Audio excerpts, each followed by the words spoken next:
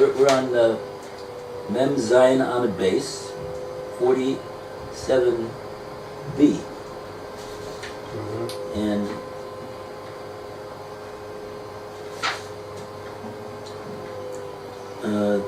we had a case in the Mishnah that if the Gemora said on the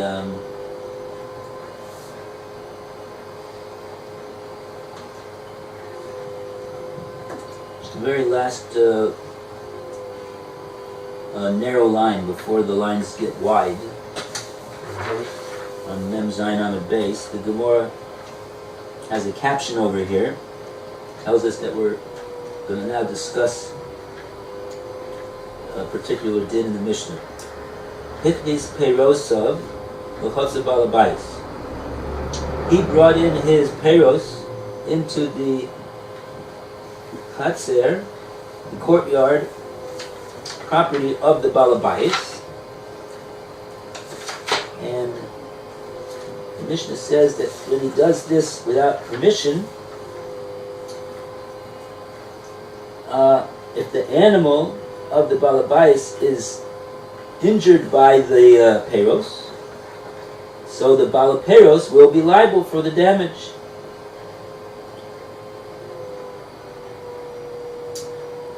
So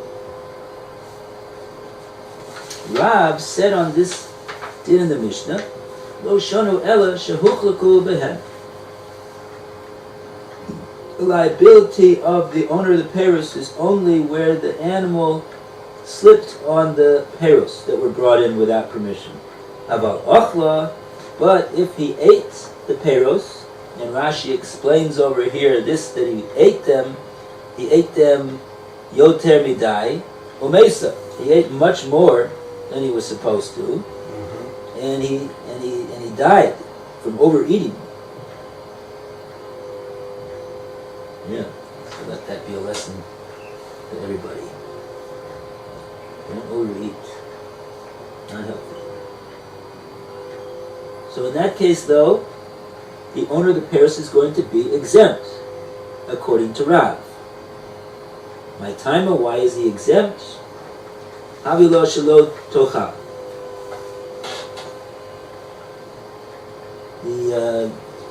It was upon the behema to not eat in such a way like that it would get injured. So therefore, it brought upon itself the damage that it suffered. So that damage cannot be owner of the Peiros is not going to be liable for that. He can't be considered to be the one who's the mazik over there.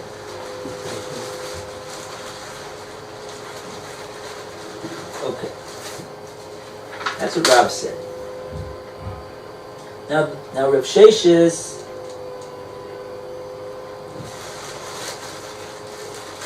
Rav Sheshes, he asked a kasha on Rav from the Brisa that we're not going to go into the whole Brisa, but the Brisa, according to Rav Sheshes, could be inferred from that Brisa not like Rav, and then meaning that the Gemora that Rav Sheshes said from the Brisa, it would appear that if the animal ate too much and sustained injury through eating the Peiros of the Bala Peiros, the Bala Peiros would be liable for that. He would be liable, and we don't say that he shouldn't have eaten them. The Gemora answered that and said that no, the Brisa doesn't disagree with Rav. The Brisa also holds that if the animal would eat the Peiros and sustain injury from them because he didn't eat them in the proper way, the owner of the Peiros would not be liable for that. And so we defended Rav. We defended Rav. Okay. Now, I don't want to go into that because really, did we already do that? Did we already do the answer? I think so. We did that answer.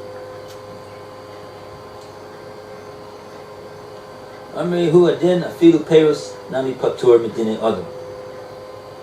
Really, the Brisa holds that peros will be patur medine adam as well. Well, kamash malan. So if so that even though that's a bigger chiddush than saying that he'll be patur for putting Tsama mavis in front of the animal, because the animal surely shouldn't have eaten that, whereas ochel, it's the derech for the animal to eat. So the person who put it there should have expected that he was going to eat. Nevertheless, he's going to be patur in that case because of the svara of Rav. You shouldn't have eaten so much. And the reason why the Brisa, so therefore that's, even though that's a bigger chiddush to say that he's going to be patur even if he puts down something that it's the derech of the animal to eat, such as food. But the Brisa was not concerned about that chiddush of the dinei adam, of the bezdin shalmata. The Brisa wanted to bring out a chiddush in the din of bezdin shalmala. So that's why the Brisa mentioned the case of the Tsama mavis. How kamash malan afilu Tsama mavis nami. The Brisa is coming to teach us the chiddush that even Tsama mavis also the lo the offer. It's not the way for an animal to eat such a thing. So therefore, you might have thought that he would, the owner of the Paris would be excused even midin shamayim for having to pay for the damage that was suffered by the animal.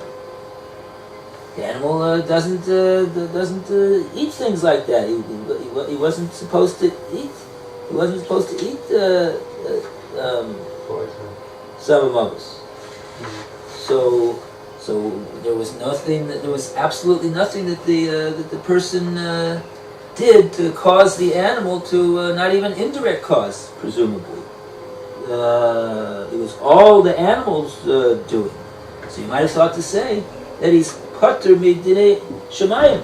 So comes the Brisa to tell me, no, he's going to be chayiv midinei shemayim. That's the chiddush. He's going to be chayiv midinei shemayim when he puts down poison in front of the animal. Okay, that's what we got to so far. Now we go on to the next case. So Roy, you want to read while I make a bracha on my coffee, which is now cold. I'll put some hot water.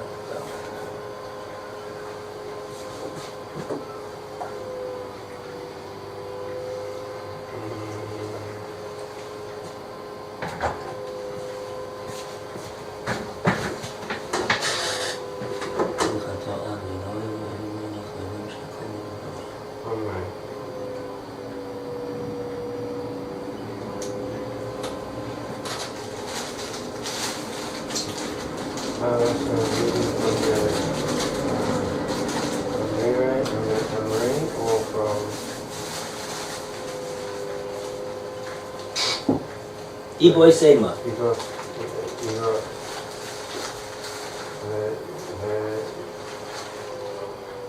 the Iboy Sema, or if you prefer to say Son Hamovis Nami, when referring to poison too, the Afrasta.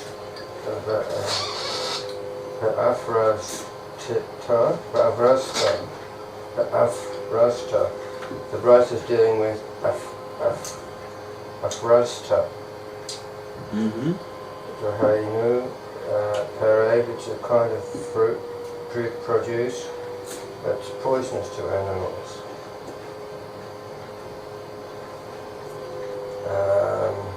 1 second. And now, what's the explanation for this Bois Emma is explaining an alternative answer to vindicate Rav. The Brisa doesn't. What does Rav hold? Rav holds that if the animal ate too much and died, the owner of the peros that he ate is going to be pater. That's what Rav holds.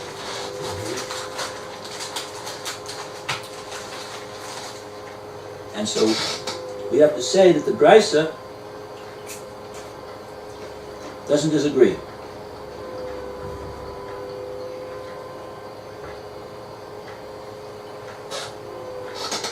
So how do we say that? Because we said that the Brisa is talking about a certain type of Sam Hamavis. The Brisa is talking about Afrazta, the Hainupiri.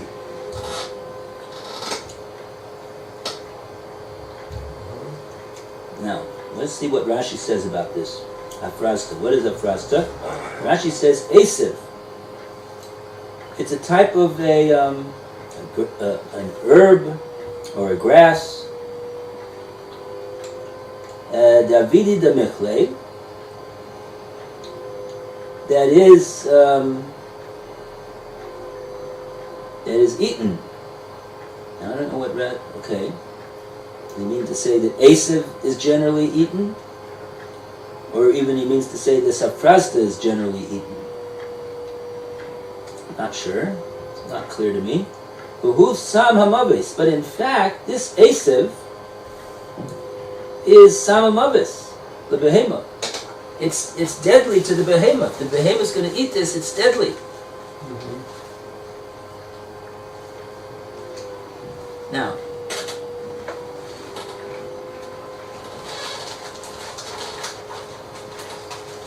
so therefore,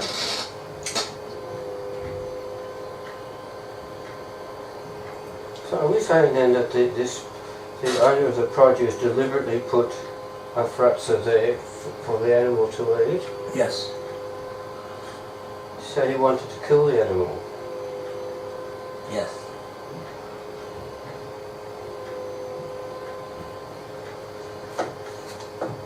He knew what he was putting there.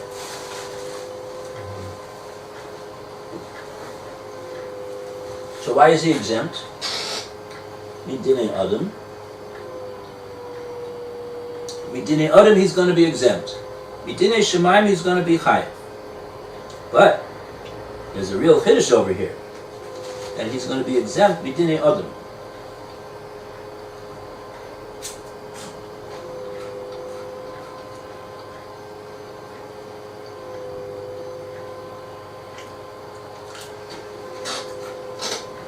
Why is he exempt Midinei Adam?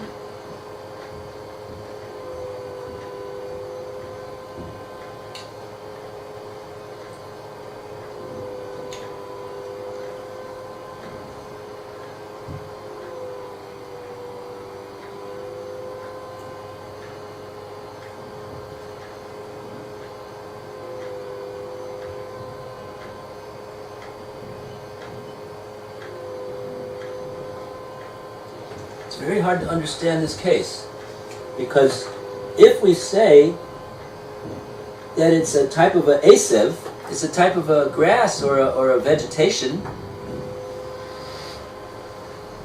the animal is going to be drawn to eating such a thing. So if the animal is not a world-class botanist, how is the animal... The animal doesn't know that this is poison. I wouldn't think.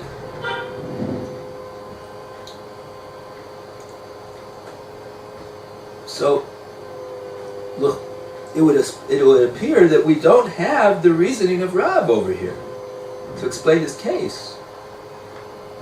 Rav's reasoning, when the animal eats ordinary food and it eats too much of it, so Rav says the owner of the Peros, who shouldn't have come in at all and bring his Peros at all, is going to be exempt. Why? Because the animal's action that caused his death. Why? Because the animal shouldn't have eaten so much. We can say the same thing here. Which should we say over here? The animal should have what? Animal shouldn't have eaten this? Well, he's eating it. This afrasa is probably attractive to the animal, so he would have gone to eat it. Right. So since he would have gone to eat it, he's eating it on his own volition.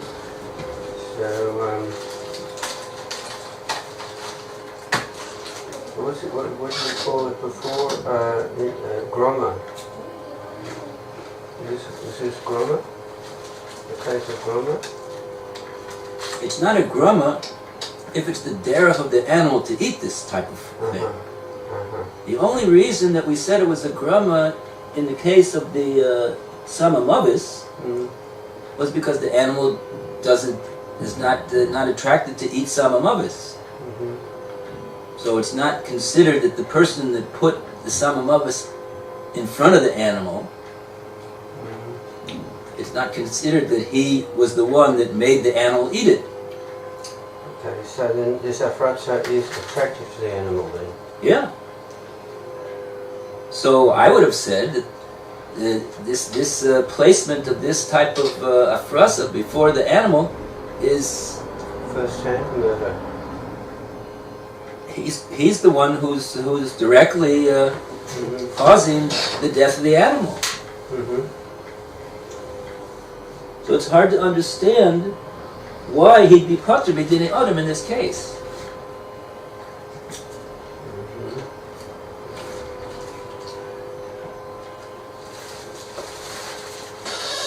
The alternative for the laws of man is the laws of Shemayim, is it? He'll be chayiv in dinei shemayim. But why is he also not chayiv in dinei adam?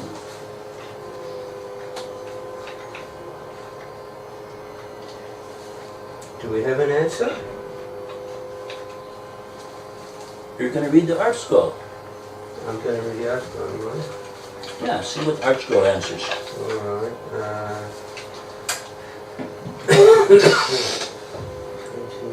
That's what Art Scroll is for.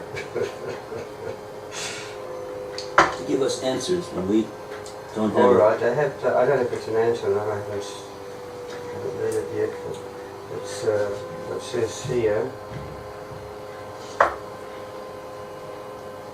The Brisa chooses to teach its law regarding the case of a poisonous plant.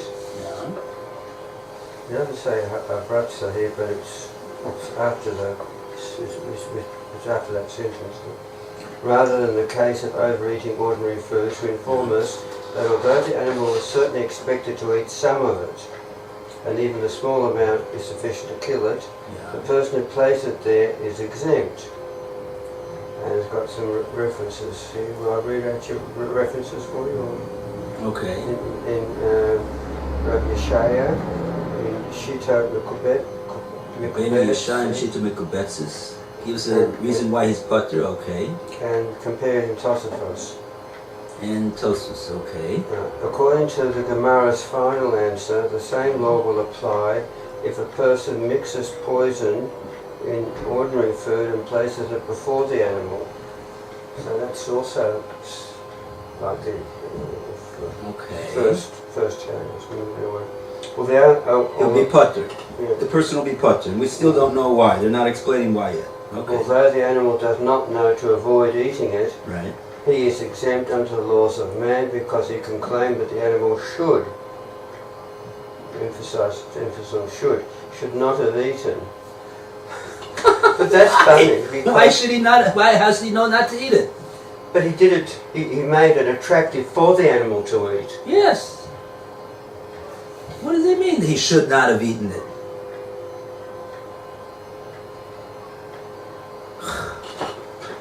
That's their answer. Okay. With all due respect.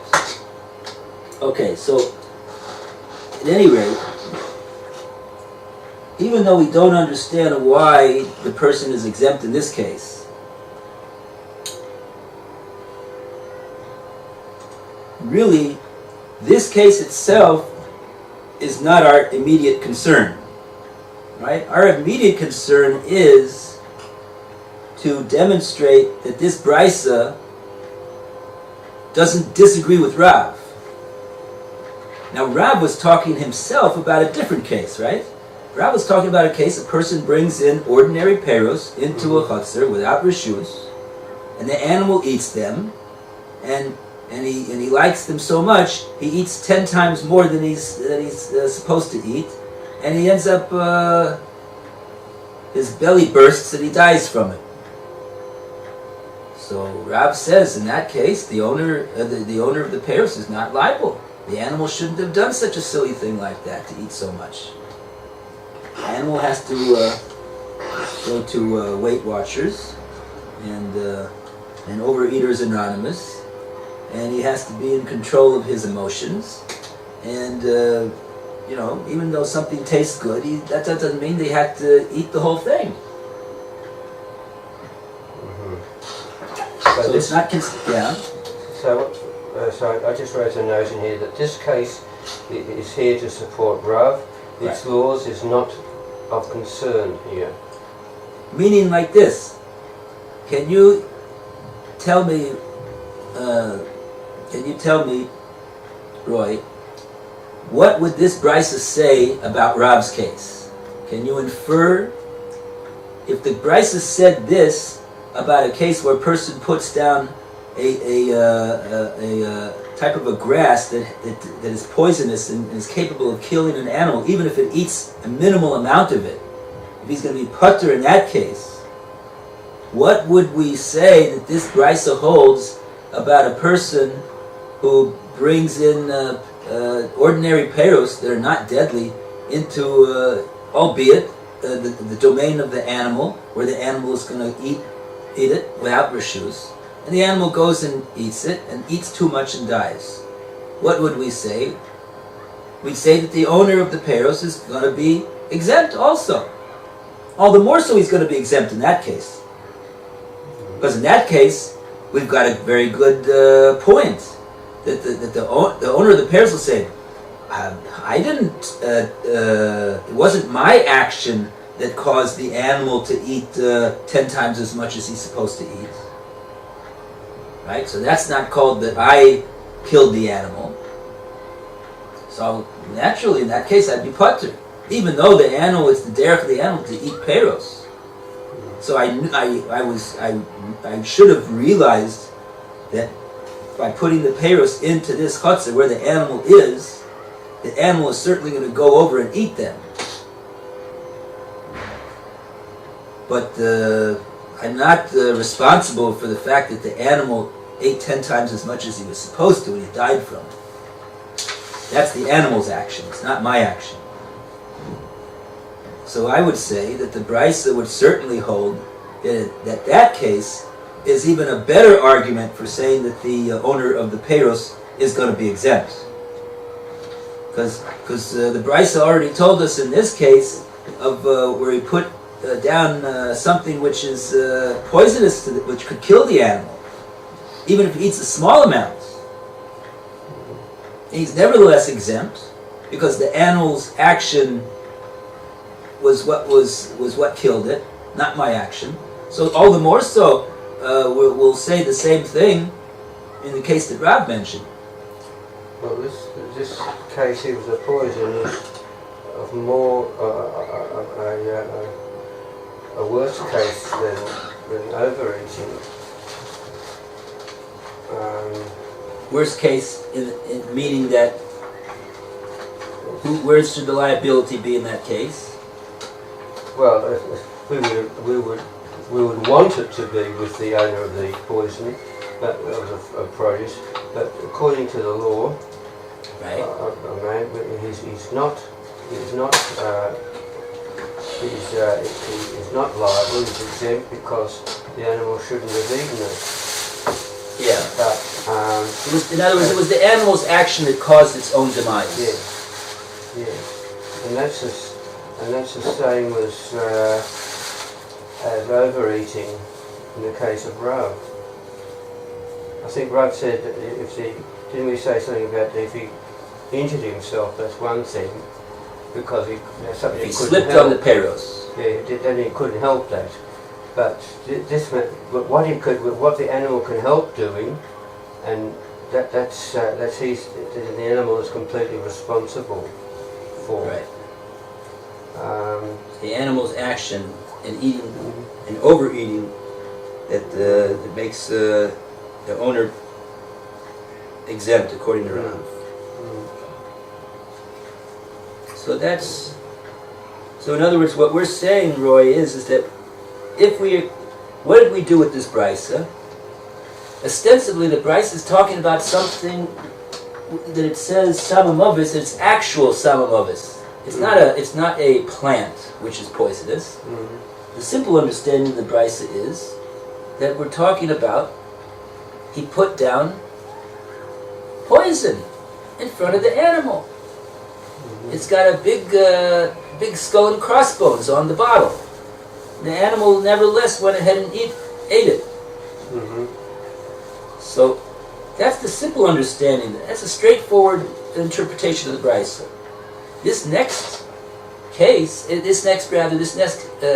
the ibois ema, is an alternative answer. Alternatively, if you want, we could answer an alternative explanation to the brisa, which will also come out that we have nothing in the brisa refutes what Rav holds. That's the direction that we want to get to. So we've got is that understood? Do we hear how that works now? I think so, yes. Am I allowed to ask at this point, or is it sidetracking? Yes. Ask. If it's sidetracking, then just leave it. Whoever doesn't like the question, they can state their objection. Instead of an animal, here, so if I lay poison, no, I'm not going to do it. All right, if I lay poison for a man to eat, a person to eat, yeah, and the person eats it and dies, is that the same? Is that the same? Will it be the same? In other words, if you put this down in front of, afrazda down in front of a person, what would be the din? Oh no, not necessarily a frustrating, but a poison. Say I laced his drink with a deadly poison, with arsenic. And You put down him in front of a drink. Yes. And it has arsenic in it. Yes, I put it in. Right. And would we also say that in regard to a person, he should have known not to drink it, because maybe he should have done a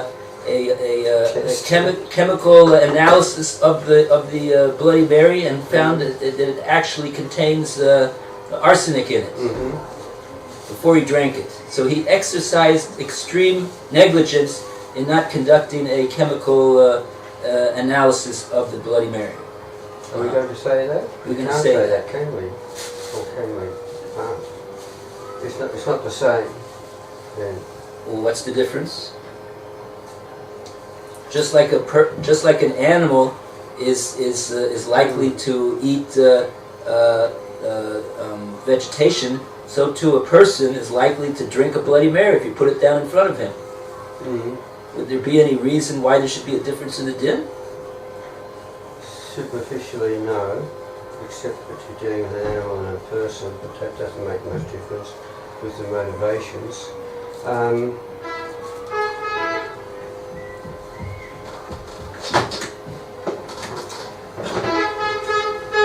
There's no... Just a second, I'm going to throw this out.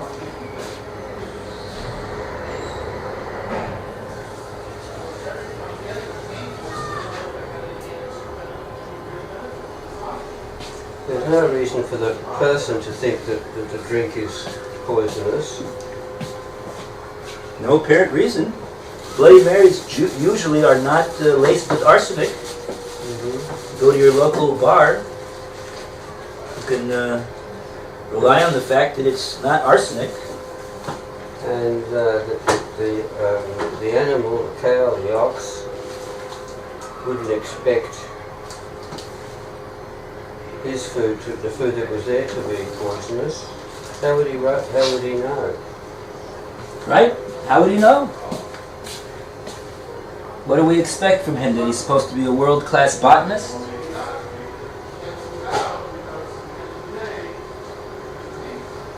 See, so that's the thing with this case over here.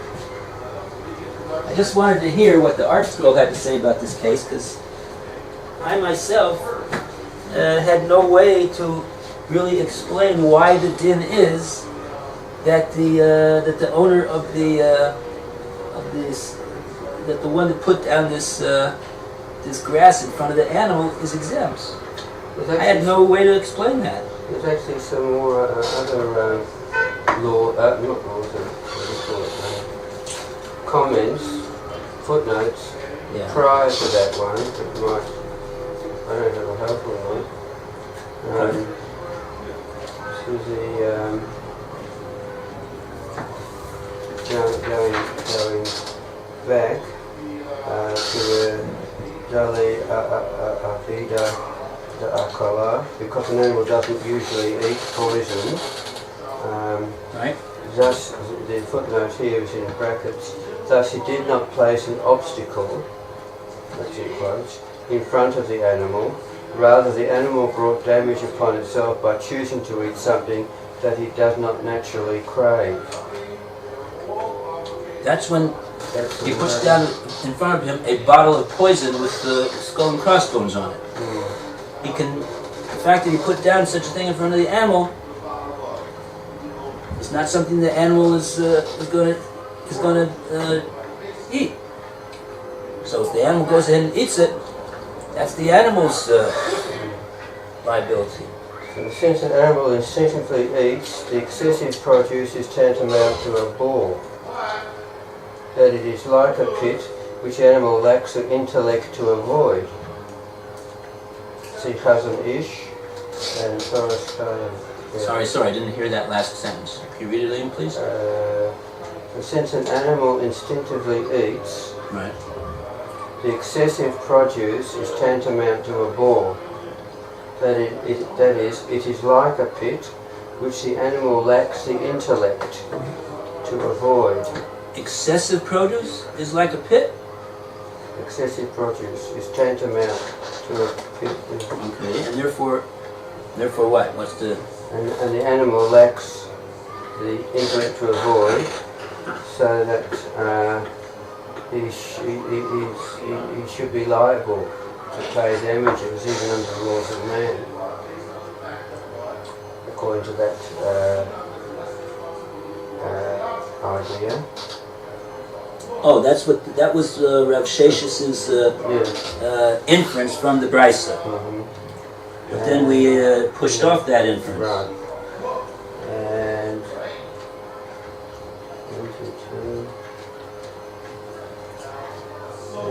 where in the case of poison too, where the animal does not usually eat it, is liable under the laws of heaven. One might have thought that since the animal is not accustomed to eating this item, this is the excess business. Oh, this is the poison.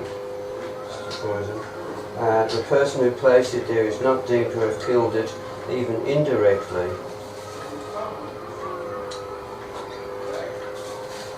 And so is not liable for its death under the laws of heaven. The Brisa therefore informs us otherwise.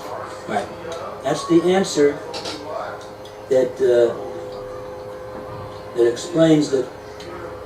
That's the HaKodesh of the Brisa, but the Brisa actually would hold that in Dinei Adam, if he ate too much peros, he'd be putter. All right. Wow. So this is amazing. Where does that leave us? Still with the questions, doesn't it?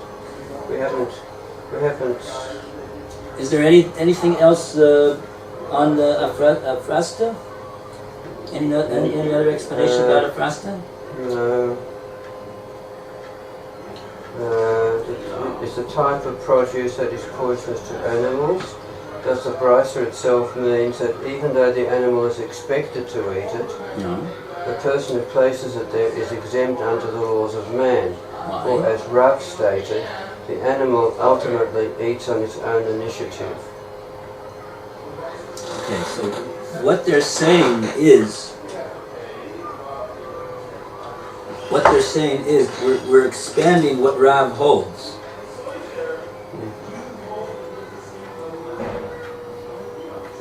Are we saying, Roy, that as far as Dinei Adam goes,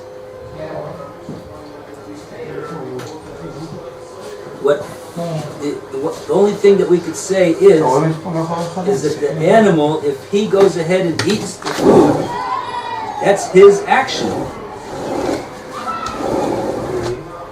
and we can't impute that action to the owner.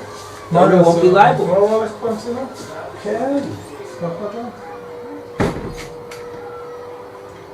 So even if the person puts down in front of the animal something that looks like food, it doesn't look like poison, the owner will, the one to put that afrasta down in front of him will be exempt. Why will he be exempt? Because the animal, it was the animal's act that was responsible for killing him. He's the one that went ahead and ate the food.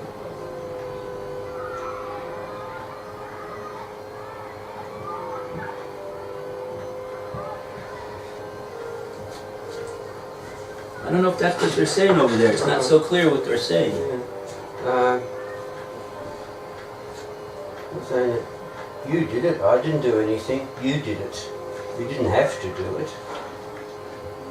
You didn't have to drink the Bloody Mary.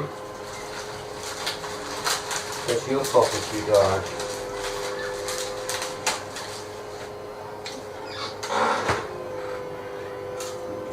The cow didn't have to eat the afratsa, but it did.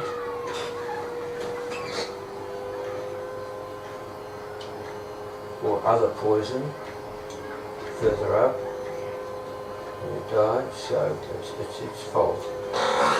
If a person goes ahead and drinks or eats anything, it's at his own risk, because there are poisonous things in the world. There are things that are deadly. On the other hand, even food, even normal food, it could have trichinosis, it could have botulism, it could have this, it could have that. And so if he goes ahead and eats it, he's eating at his own risk. But the risk is not is less great in some parts. Some things. I mean, if you eat the food that your wife prepares for you, assuming your wife loves you, doesn't want to get rid of you, then you don't expect to be poisoned. But if she serves you in good faith food that has, sort of some fish or eggs or something that's got some poison in it that she didn't know about,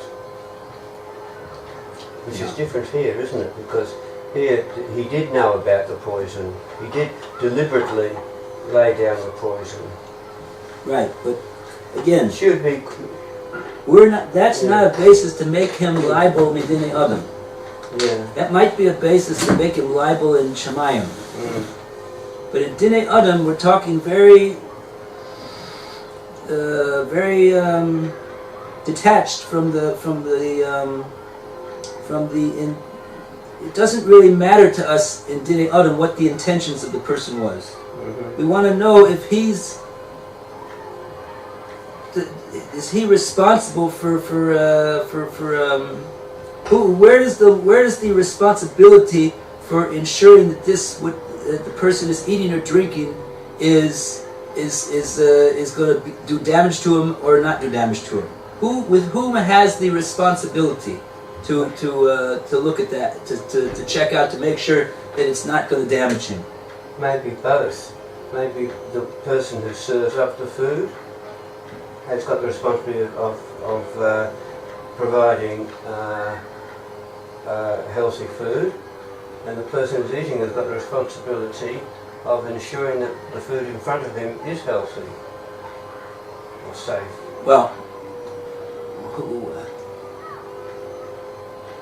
I mean, maybe, cook, but based upon the din that it says here in the Brisa, the way we're explaining that this case is Vafrasta, it would appear that there isn't the one that put it down takes no responsibility unless he explicitly took responsibility and told the person, I am taking responsibility that this what I'm giving you is not going to damage you. Unless he expressly takes upon himself responsibility, it would appear that he's not. He has no obligation. But on that point, you go into a restaurant, you expect that idea is there implicitly anyway. It doesn't have to be explicit. It's part of what you expect. Or if you get food served at home, you expect it to be okay. It's not necessary to for your wife to state before you, I'm putting down this food for you.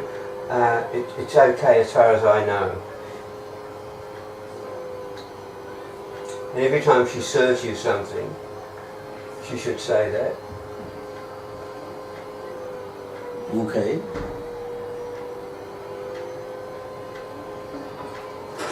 But a cow doesn't have that. Doesn't have.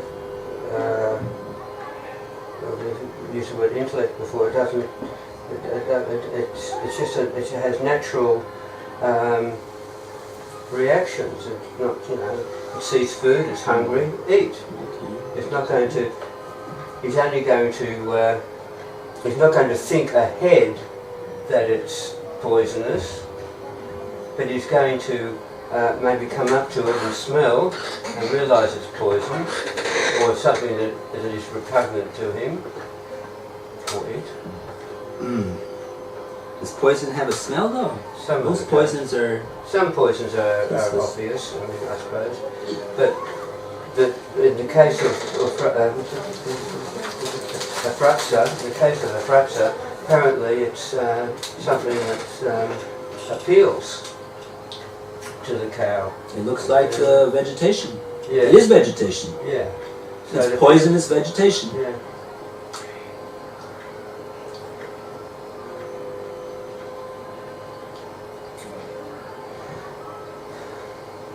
Maybe we should take away forget about man in this in a moment, because that's probably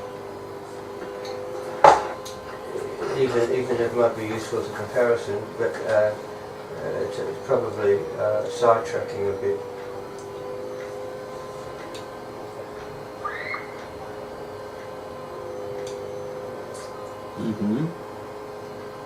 However, we do say though that Min Hashemayim, he'll get his due, he'll get his what's coming to him. Right. Shemayim might put some poison down in front of him. Give him the same as he gave to the cow. Well, of course. That we have full faith that everything that a person does in this world, he's going to get, he's going to be judged for it and rewarded accordingly, or after all, justice. We don't have to worry about that. Hashem is the dynamis. After all, justice or law doesn't come from us. It comes from Hashem. We might interpret it in that, but the basic stuff comes from Hashem.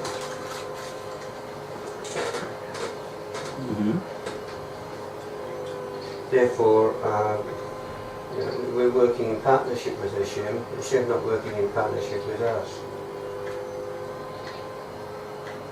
So, the matter of law, while we have got ideas of it here, because we're exposed to it here. We're sort of, it's first hand to us here, all this stuff. Then we expect we sort of our emotions colour us completely,